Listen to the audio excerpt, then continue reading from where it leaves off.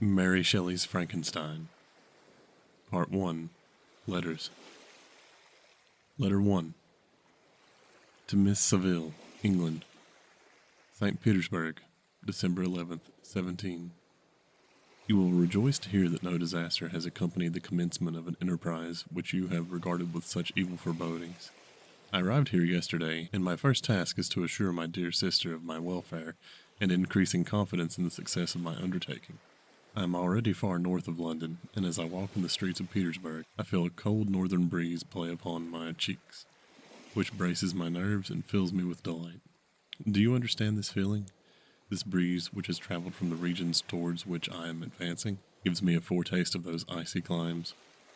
Inspirited by this wind of promise, my daydreams become more fervent and vivid. I try in vain to be persuaded that the pole is the seat of frost and desolation. It ever presents itself to my imagination as the region of beauty and delight. There, Margaret, the sun is forever visible, its broad disk just skirting the horizon and diffusing a perpetual splendor. There, for with your leave, my sister, I will put some trust in preceding navigators. There, snow and frost are banished, and, sailing over a calm sea, we may be wafted to a land surpassing in wonders and in beauty every region hitherto discovered on the habitable globe. Its productions and features may be without example, as the phenomena of the heavenly bodies undoubtedly are in those undiscovered solitudes. What may not be expected in a country of eternal light? I may there discover the wondrous power which attracts the needle and may regulate 1,000 celestial observations that require only this voyage to render their seeming eccentricities consistent forever. I shall satiate my ardent curiosity with the sight of a part of the world never before visited, and may tread a land never before imprinted by the foot of man. These are my enticements, and they are sufficient to conquer all fear of danger or death, and to induce me to commence this laborious voyage with the joy a child feels when he embarks in a little boat with his holiday mates on an expedition of discovery up his native river. But supposing all these conjectures to be false, you cannot contest the inestimable benefit which I shall confer on all mankind, to the last generation, by discovering a passage near the pole to those countries to reach which at present so many months are requisite, or by ascertaining the secret of the magnet, which, if at all possible, can only be effected by an undertaking such as mine. These reflections have dispelled the agitation with which I began my letter, and I feel my heart glow with an enthusiasm which elevates me to heaven, for nothing contributes so much to tranquilize the mind as a steady purpose, point on which the soul may fix its intellectual eye. This expedition has been the favorite dream of my early years. I have read with ardor the accounts of various voyages which have been made in the prospect of arriving at the North Pacific Ocean, through the seas which surround the pole. You may remember that a history of all the voyages made for purpose of discovery composed the whole of our good Uncle Thomas's library. My education was neglected, yet I was passionately fond of reading. These volumes were my study day and night, and my familiarity with them increased that regret which I had felt, as a child, on learning that my father's dying injunction had forbidden my uncle to allow me to embark in a seafaring life. These visions faded when I perused, for the first time, those poets whose effusions entranced my soul and lifted it to heaven. I also became a poet, and for 1 year lived in the paradise of my own creation. I imagined that I also might obtain a niche in the temple where the names of Homer and Shakespeare are consecrated. You are well acquainted with my failure and how heavily I bore the disappointment, but just at that time I inherited the fortune of my cousin, and my thoughts were turned into the channel of the earlier bent. 6 years have passed since I resolved on my present undertaking. I can, even now, remember the hour from which I dedicated myself to this great enterprise. I commenced by inuring my body to hardship. I accompanied the whale fishers on several expeditions to the North Sea. I voluntarily endured cold, famine, thirst, and want of sleep. I often worked harder than the common sailors during the day and devoted my nights to the study of mathematics, the theory of medicine, and those branches of physical science from which a naval adventurer might derive the greatest practical advantage.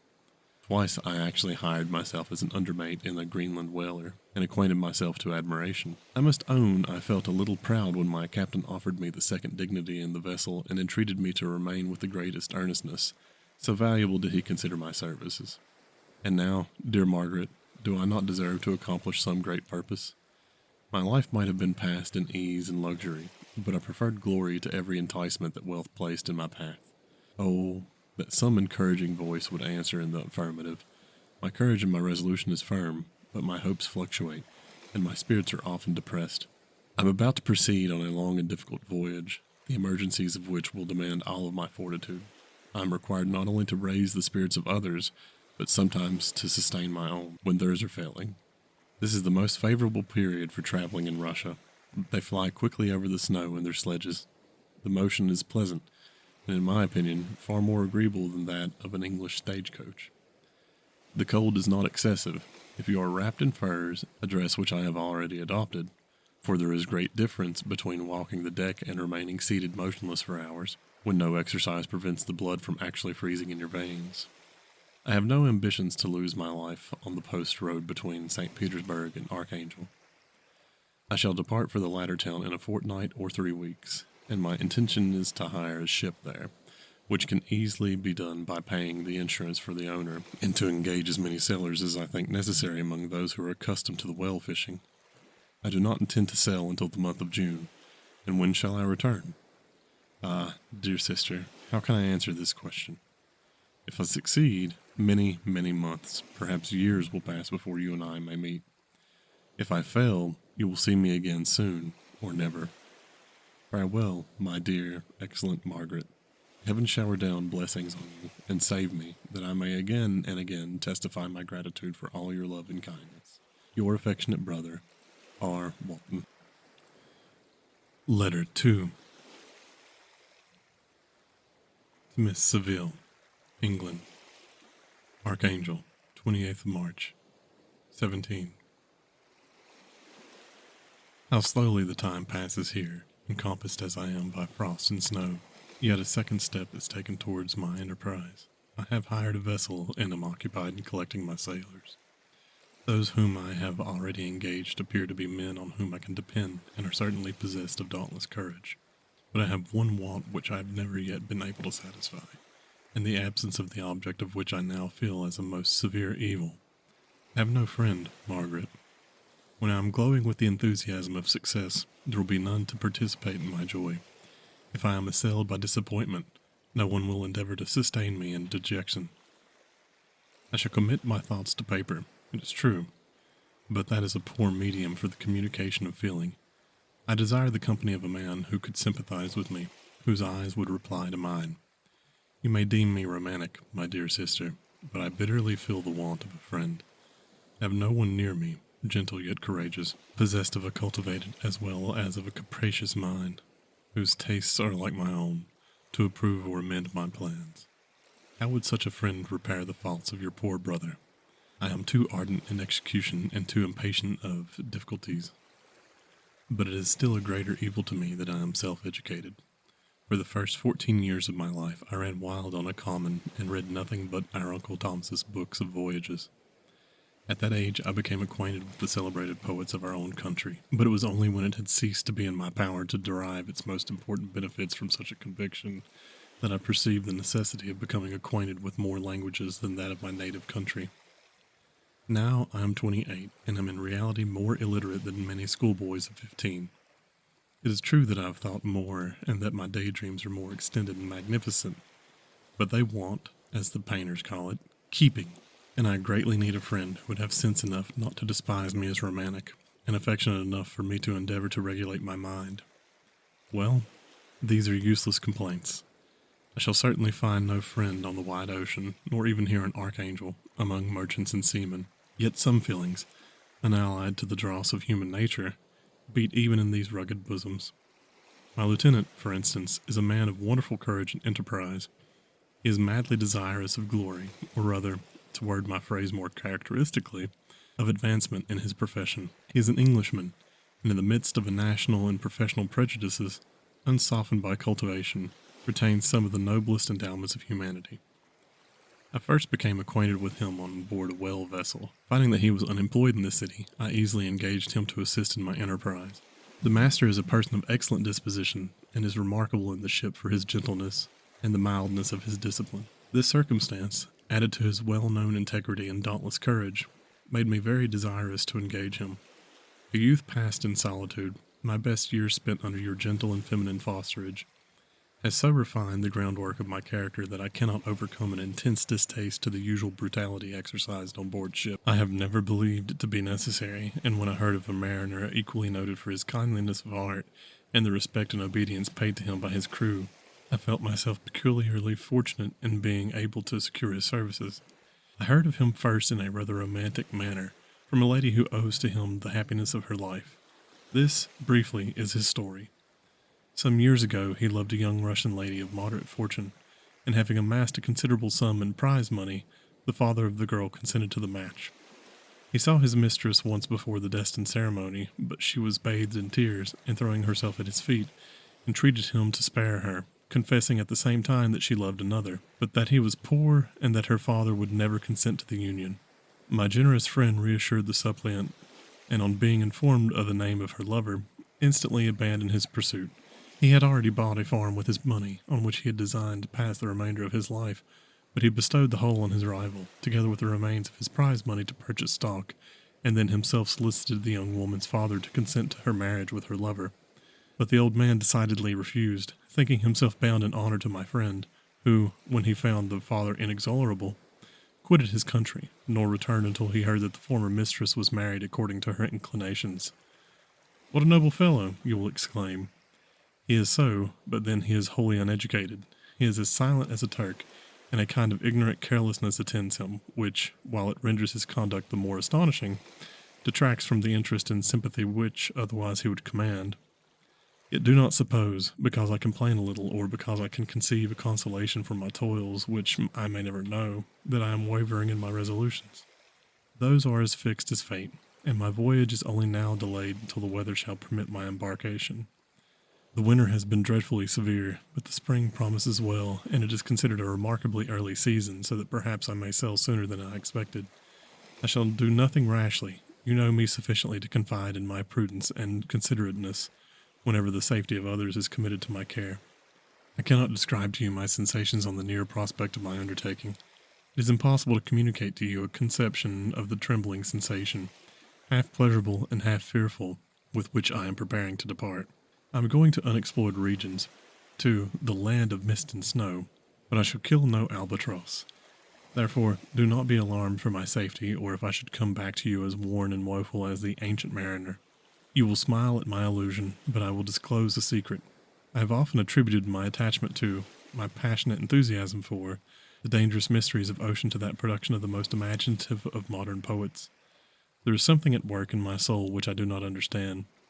I am practically industrious, painstaking, a workman to execute with perseverance and labor, but besides this there is a love for the marvelous, a belief in the marvelous, intertwined in all my projects, which hurries me out of the common pathways of men, even to the wild sea and unvisited regions I am about to explore. But to return to dearer considerations, shall I meet you again, after having traversed immense seas, and returned by the most southern cape of Africa or America? I dare not expect such success, yet I cannot bear to look on the reverse of the picture. Continue for the present to write to me by every opportunity. I may receive your letters on some occasions when I need them most to support my spirits. I love you very tenderly. Remember me with affection, should you never hear from me again. Your affectionate brother, Robert Walton. Letter 3. To Miss Saville, England. July 7th, 17. My dear sister, I write a few lines in haste to say that I am safe, and well advanced on my voyage. This letter will reach England by a merchantman now on its homeward voyage from Archangel, more fortunate than I, who may not yet see my native land, perhaps, for many years. I am, however, in good spirits. My men are bold and apparently firm of purpose, nor do the floating sheets of ice that continually pass us, indicating the dangers of the region towards which we are advancing, appear to dismay them. We have already reached a very high latitude, but it is the height of summer, and although not so warm as in England, the southern gales which blow us speedily towards those shores which I so ardently desire to attain, breathe a degree of renovating warmth which I had not expected. No incidents have hitherto befallen us that would make a figure in a letter. One or two stiff gales and the springing of a leak are accidents which experienced navigators scarcely remember to record, and I shall be well content if nothing worse happens to us during our voyage. Adieu, my Margaret. Be assured that for my own sake, as well as yours, I will not rashly encounter danger. I will be cool, persevering, and prudent, but success shall crown my endeavors. Wherefore not? Thus far I have gone, tracing a secure way over the pathless seas, the very stars themselves being witnesses and testimonies of my triumph. Why not still proceed over the untamed yet obedient element? What can stop the determined heart and resolved will of man? My swelling heart involuntarily pours itself out thus, but must finish. Heaven bless my beloved sister, R.W. Letter 4. To Miss Saville, England, August 5th, 17. So strange an accident has happened to us that I cannot forbear recording it, although it is very probable that you will see me before these papers can come into your possession. Last Monday, July 31st, we were nearly surrounded by ice, which closed in on the ship on all sides, scarcely leaving her the sea room in which she floated. Our situation was somewhat dangerous, especially as we were compassed around by a very thick fog. We accordingly lay to, hoping that some change would take place in the atmosphere and weather. About 2 o'clock the mist cleared away, and we beheld, stretched out in every direction, vast and irregular plains of ice, which seemed to have no end. Some of my comrades groaned, and my own mind began to grow watchful with anxious thoughts, when a strange sight suddenly attracted our attention and diverted our solicitude from our own situation. We perceived a low carriage, fixed on a sledge and drawn by dogs, pass on towards the north, at the distance of half a mile. A being which had the shape of a man, but apparently of gigantic stature, sat in the sledge and guided the dogs. We watched the rapid progress of the traveler with our telescopes until he was lost among the distant inequalities of the ice. This appearance excited our unqualified wonder. We were, as we believed, many hundred miles from any land, but this apparition seemed to denote that it was not, in reality, so distant as we had supposed. Shut in, however, by ice, it was impossible to follow his track, which we had observed with the greatest attention. About 2 hours after this occurrence we heard the ground sea, and before night the ice broke and freed our ship. We, however, lay to until the morning, fearing to encounter in the dark those large loose masses which float about after the breaking up of ice. I profited of this time to rest for a few hours. In the morning, however, as soon as it was light, I went upon deck and found all the sailors busy on one side of the vessel, apparently talking to someone in the sea. It was, in fact, a sledge, like that we had seen before, which had drifted towards us in the night on a very large fragment of ice. Only one dog remained alive, but there was a human being within it whom the sailors were persuading to enter the vessel. He was not, as the other travelers seemed to be, a savage inhabitant of some undiscovered island, but a European. When I appeared on deck, the master said, "Here is our captain, and he will not allow you to perish on the open sea." On perceiving me, the stranger addressed me in English, although with a foreign accent. "Before I come on board your vessel," said he, "will you have the kindness to inform me whither you are bound?" You may conceive my astonishment on hearing such a question addressed to me from a man on the brink of destruction, and to whom I should have supposed that my vessel would have been a resource which he would not have exchanged for the most precious wealth that the earth can afford. I replied, however, that we were on a voyage of discovery towards the northern pole. Upon hearing this, he appeared satisfied and consented to come on board. Good God! Margaret, if you had seen the man who thus capitulated for his safety, your surprise would have been boundless. His limbs were nearly frozen, and his body dreadfully emaciated by fatigue and suffering. I never saw a man in so wretched a condition. We attempted to carry him into the cabin, but as soon as he had quitted the fresh air, he fainted. We accordingly brought him back to the deck and restored him to the animation by rubbing him with brandy and forcing him to swallow a small quantity. As soon as he showed signs of life, we wrapped him up in blankets and placed him near the chimney of the kitchen stove. By slow degrees he recovered and ate a little soup, which restored him wonderfully. 2 days passed in this manner before he was able to speak, and I often feared that his sufferings had depraved him of understanding. When he had in some measure recovered, I removed him to my own cabin and attended on him as much as my duty would permit. I never saw a more interesting creature. His eyes have generally an expression of wildness, and even madness, but there are moments when, if anyone performs an act of kindness towards him or does him the most trifling service, his whole countenance is lighted up, as it were, with a beam of benevolence and sweetness that I never saw equaled. But he is generally melancholy and despairing, and sometimes he gnashes his teeth, as if impatient of the weight of woes that oppress him. When my guest was a little recovered, I had great trouble to keep off the men, who wished to ask him 1,000 questions. But I would not allow him to be tormented by their idle curiosity in a state of body and mind whose restoration evidently depended upon entire repose. Once, however, the lieutenant asked why he had come so far upon the ice in so strange a vehicle.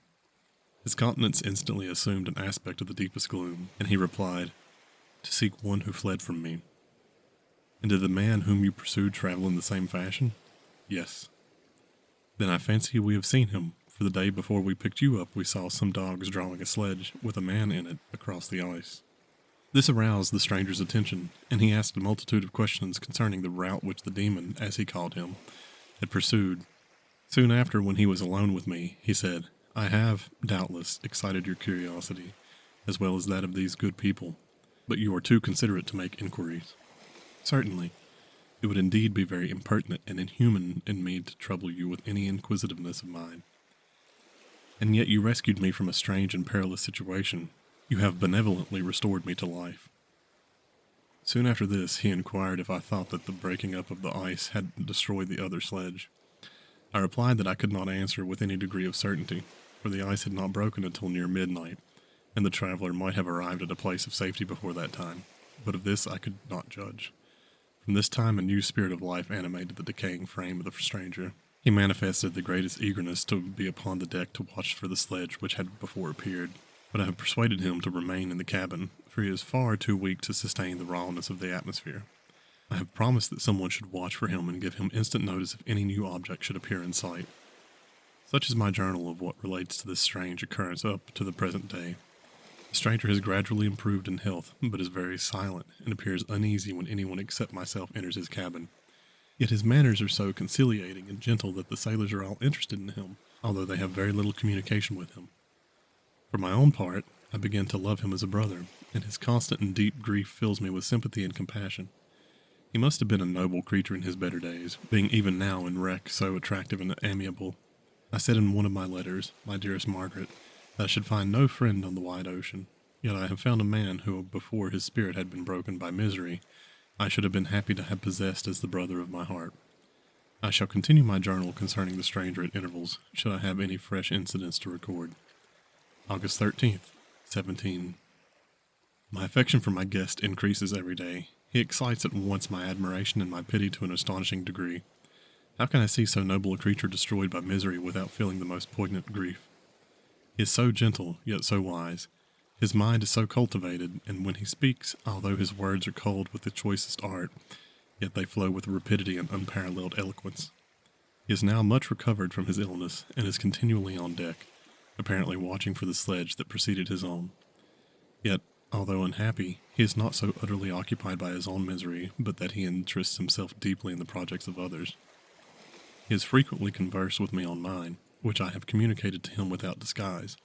He entered attentively into all my arguments in favor of my eventual success, and into every minute detail of the measures I had taken to secure it. I was easily led by the sympathy which he evinced to use the language of my heart, to give utterance to the burning ardor of my soul, and to say, with all the fervor that warmed me, how gladly I would sacrifice my fortune, my existence, my every hope, to the furtherance of my enterprise. One man's life or death were but a small price to pay for the acquirement of knowledge which I sought, for the dominion I should acquire and transmit over the elemental foes of our race. As I spoke, a dark gloom spread over my listener's countenance. At first I perceived that he tried to suppress his emotions. He placed his hand before his eyes, and my voice quivered and failed me as I beheld tears trickle fast from between his fingers. A groan burst from his heaving breast. I paused. At length he spoke, in broken accents. "Unhappy man, do you share my madness? Have you drunk also of the intoxicating draught? Hear me, let me reveal my tale, and you will dash the cup from your lips." Such words, you may imagine, strongly excited my curiosity. But the paroxysm of grief that had seized the stranger overcame his weakened powers, and many hours of repose and tranquil conversation were necessary to restore his composure. Having conquered the violence of his feelings, he appeared to despise himself for being the slave of passion, and quelling the dark tyranny of despair. He led me again to converse concerning myself personally. He asked me the history of my earlier years. The tale was quickly told, but it awakened various trains of reflection. I spoke of my desire of finding a friend, of my thirst for a more intimate sympathy with a fellow mind than had ever fallen to my lot, and expressed my conviction that a man could boast of little happiness who did not enjoy this blessing. "I agree with you," replied the stranger. "We are unfashioned creatures, but half made up, if one wiser, better, dearer than ourselves. Such a friend ought to be. Do not lend his aid to perfectionate our weak and faulty natures. I once had a friend, the most noble of human creatures, and am entitled, therefore, to judge respecting friendship. You have hope in the world before you, and have no cause for despair, but I have lost everything and cannot begin life anew." As he said this, his countenance became expressive of a calm, settled grief that touched me to the heart. He was silent and presently retired to his cabin. Even broken in spirit as he is, no one can feel more deeply than he does the beauties of nature. The starry sky, the sea, and every sight afforded by these wonderful regions seem to still have the power of elevating his soul from earth. Such a man has double existence. He may suffer misery and be overwhelmed by disappointments, yet when he has retired into himself, he will be like a celestial spirit that has a halo around him, within whose circle no grief or folly ventures. Will you smile at the enthusiasm I express concerning this divine wanderer?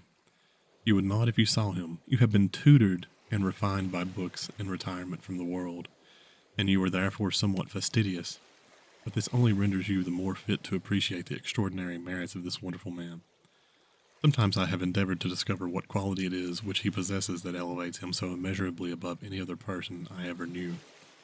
I believe it to be an intuitive discernment, a quick but never failing power of judgment, penetration into the causes of things, unequaled for clearness and precision. Add to this a facility of expression and a voice whose varied intonations are soul-subduing music. August 19th, 17. Yesterday the stranger said to me, "You may easily perceive, Captain Walton, that I have suffered great and unparalleled misfortunes. I have determined at one time that the memory of these evils should die with me, but you have won me to alter my determination.